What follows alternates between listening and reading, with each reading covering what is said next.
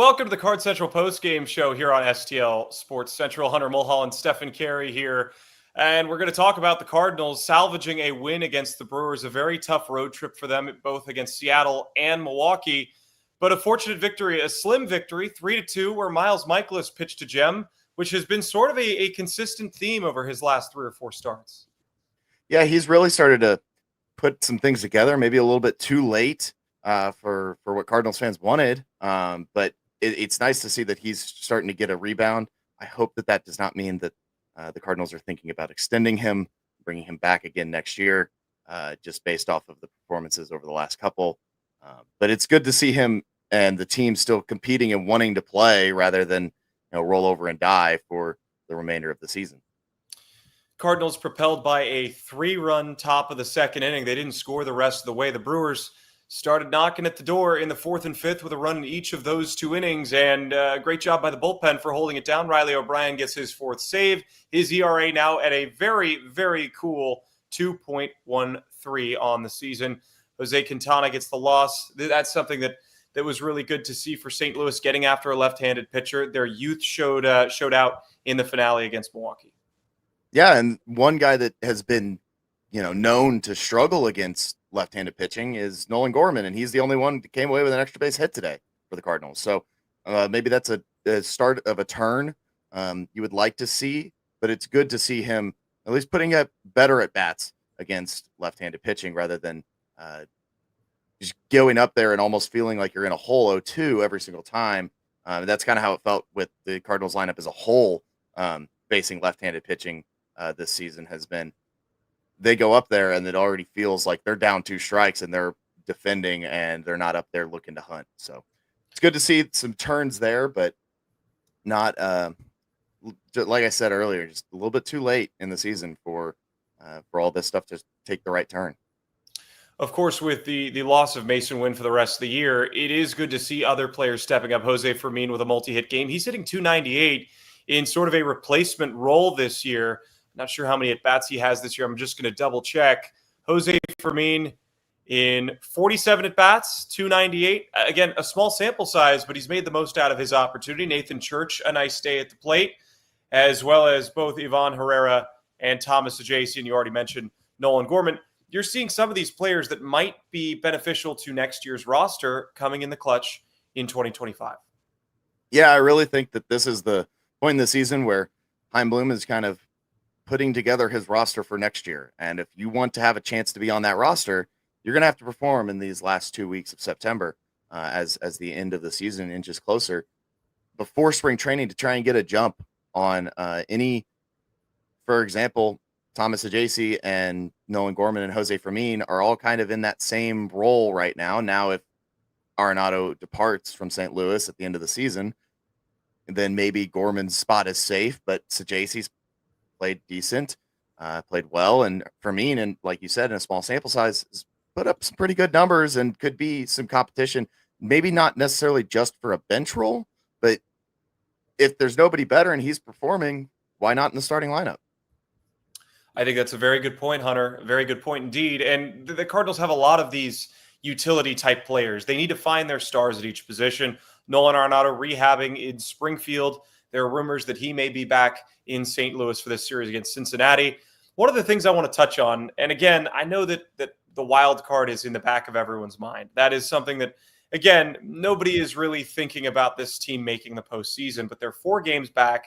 And of course, the one game they win on this road trip is on the same day where the Mets finally snapped their 7-game losing streak. So it just seems like there were a lot of opportunities to inch closer for that 3rd place wild card spot that just didn't quite come to fruition for St. Louis. Yeah, I mean, when teams struggle, the Mets have collapsed multiple years in a row in September, and last year it came down to the last day.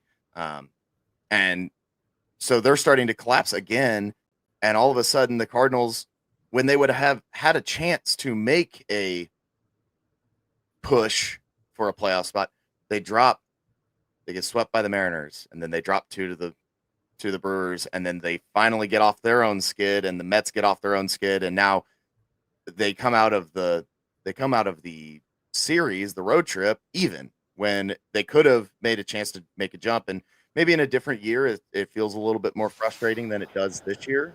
If it's a team that going into the season was expected to compete, but ultimately, really frustrating to just see them kind of stumble their way to the finish line. You would like to see a little bit more strength here as the season wraps up and give a little bit of hope for 2026. Well, the next 4 teams that the Cardinals play will either be in the playoffs or have postseason hopes. It's the Reds, it's the Brewers, it's the Giants, it's the Cubs. So I'm not saying the Cardinals control their own destiny. You can't when there are several teams ahead of you. But if you take care of business, there is an outside chance where they could make some magic happen.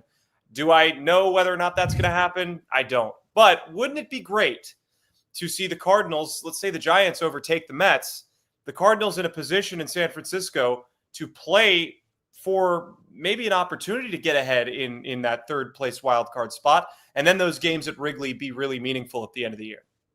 It would be awesome to see, a competitive series where it's not one team is just prepping for the playoffs and the Cardinals. Because if the Cardinals were going to go to Wrigley and they were going to have a shot at the playoffs, the Cubs aren't going to roll over and die for the Cardinals. They're going to try and keep them out of the playoffs.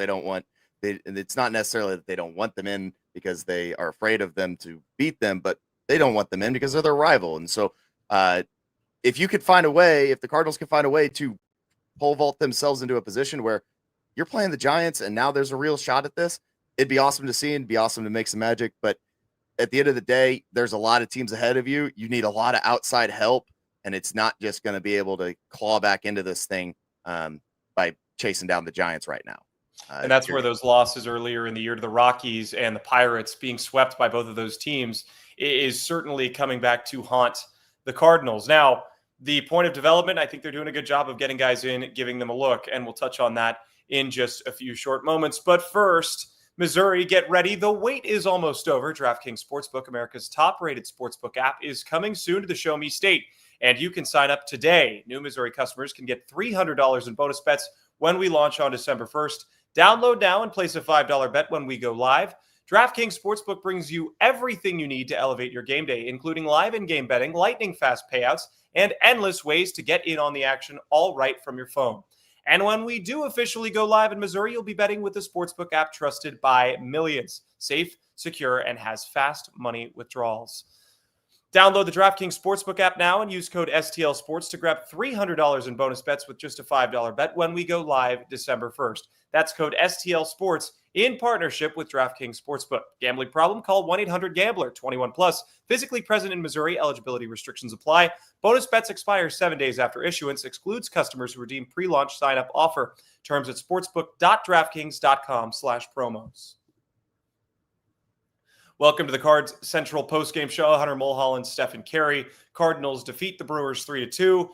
They have their final homestand of the year, and as we have implored the fans over the last few weeks and really throughout the course of the season, go pack out Busch. Go pack it out for the final, 6 games at that beautiful ballpark. And I know that everybody has their grievances, whether it's the record, whether it is other internal factors that are beyond our control, certainly. But it's baseball season. Go and take in a game. I think that it was really encouraging to see the stadium getting busier the last homestand. But just what are your thoughts on that, Hunter?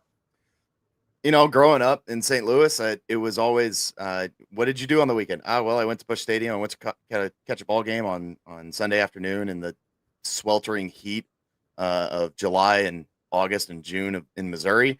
And it was always a lot of fun, and it didn't matter. I had the privilege of growing up when the team was fantastic and was always competing. It always felt like there was a chance that they were going to go on a run and win the World Series. So, but, over the last couple of years, going to Busch myself and seeing, concession stands closed and empty seats, empty sections, it really did suck for me growing up and watching the team. I understand why people have their grievances with the team. I totally understand it. But at the end of the day, like you said, it's baseball season. You got 6 games left before you have to wait until April of next year. So why not go out and enjoy a game at Busch Stadium before the gates close for the end of the year? I think a lot of us are wondering what the offseason is going to look like. We're excited to see what Chaim Bloom will do, how the Cardinals will assess some of the very real issues that they experienced in 2025, but doesn't mean we can't enjoy a few more ball games and see how that wild card push shapes out, because regardless, one way or another, they've stayed in the hunt. For better or for worse, they have been on the outside sort of looking in, but still not 10, 15 games back of that third place wildcard spot. I think that's commendable considering who's in their lineup day to day and the lack of major league experience in the second half of the season. Yeah, and especially with the injuries that have happened in the second half of the season, like losing Mason Wynn recently. Obviously, Nolan Arenado is working his way back and is expected to be with the team tomorrow, but missing him for the last month or so has not been phenomenal for the Cardinals. Internally, you're Brendan Donovan getting hurt, and you're missing all of these pieces that really at the beginning of the year made it look like, hey, the Cardinals might actually have a shot, even though it doesn't really look like it on paper. If you sat down and looked at the team on paper ahead of the season, they don't look like a team that you expect to make a run and make a push, but they were playing like it early, and it kind of all fell apart and the wheels came off when some injuries came up after the All-Star break. I just want a positive finish. Certainly this road trip was not one that we want to remember, going 1-5 against the Mariners and the Brewers. Kind of tells you exactly where the Cardinals currently sit with playoff bound teams in the major leagues. And over time, I expect that things will get better and the Cardinals will get back to where we all hope that they can be. Now, discussing the Cincinnati Reds, this is a team that is also in a similar position to St. Louis. They're in the hunt for that third wild card spot, a little bit more realistic for them than it is for the Cardinals at this point in time. They're 2 games back, so they are going to give it their best shot against the Cardinals at Busch Stadium. Barring anything crazy happening with the Mets, maybe the Reds are in that third place wild card spot by the end of the series if the Cardinals don't take care of business. Well, and the Mets are falling apart, like we've talked about, and the Reds are right there. The Cardinals have a chance to play spoiler and keep the Reds out of the push and make for an exciting finish for them and make it a little bit more worthwhile down the stretch. But there's also another team. Like, yes, the Giants are right there, and the Reds are right there. The Diamondbacks kind of surged up after a very interesting trade deadline. They kind of surged up, and so the Reds are now battling to keep them away, because if the Cardinals take the game on Monday night, the Diamondbacks have a chance to jump them. So the Reds are going to be playing with their hair on fire, trying to make sure that they don't fall even further behind in the race than they already are. And hopefully for them, they want to keep the Mets on this downslide and really try and make a push against the Cardinals, who have been just weakened by injuries recently. Well, and don't forget, the Diamondbacks are a team that a few years ago made a push for the World Series. They're a young team that has those core players that are still from that 2023 World Series run. And they have experience down the stretch trying to get to the postseason. Obviously, I covered the D-backs minor leagues, and I have a ton of respect for that organization. But they, I think, to your point, are maybe the most intriguing out of that pack. Beyond the Reds and beyond, say, the Giants, the Diamondbacks look like a team that have the pieces to be able to maybe create a little chaos. They're right there. And at the trade deadline, if you would have told me that the Diamondbacks were going to be 2.5 out with 2 weeks to play, I wouldn't have believed you. I wouldn't have, after the fire sale that they put on. And here they are right in the hunt, and the Reds are really going to have to try and make a push back against them. All of these teams are hovering around 500, except for the Mets are a couple games ahead of that.